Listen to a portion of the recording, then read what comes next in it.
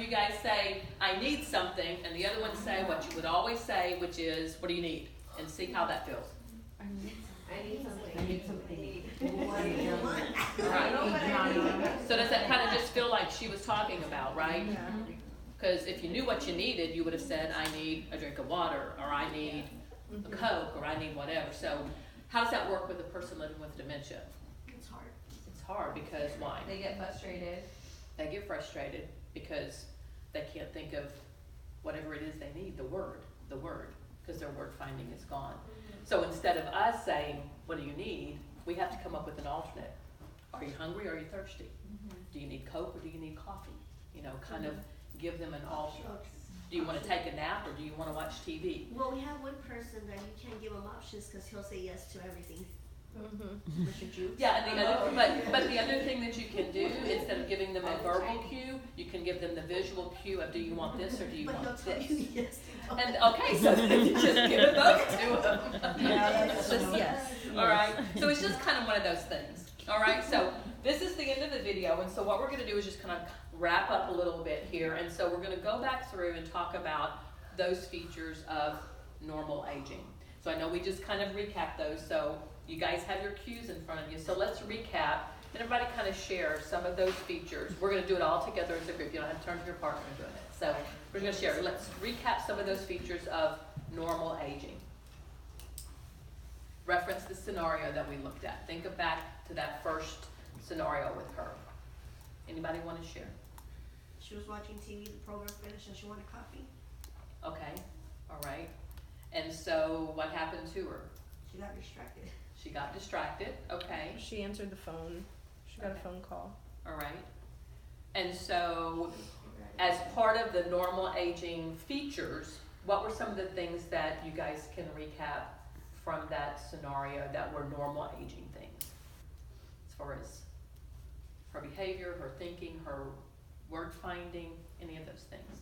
Frustration at the same time. Say it again. Frustration.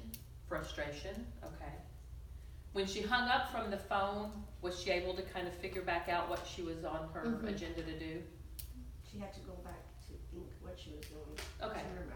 But once she got back to that original place where she started from, she was able to recall. Yes. Right, okay. She had to have a little bit of processing time, so it was slower. Even when she was on the phone talking about going to the chocolate store and all that kind of stuff, she was able to kind of eventually connect it. But with not normal, what did we see today?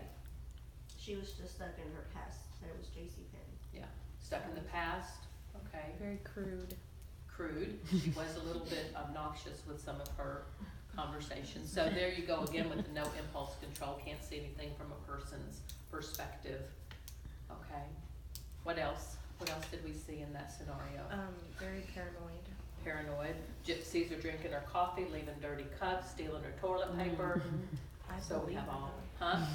I believe her. You believe her? She's very convincing, isn't she? It's the gypsies. All right.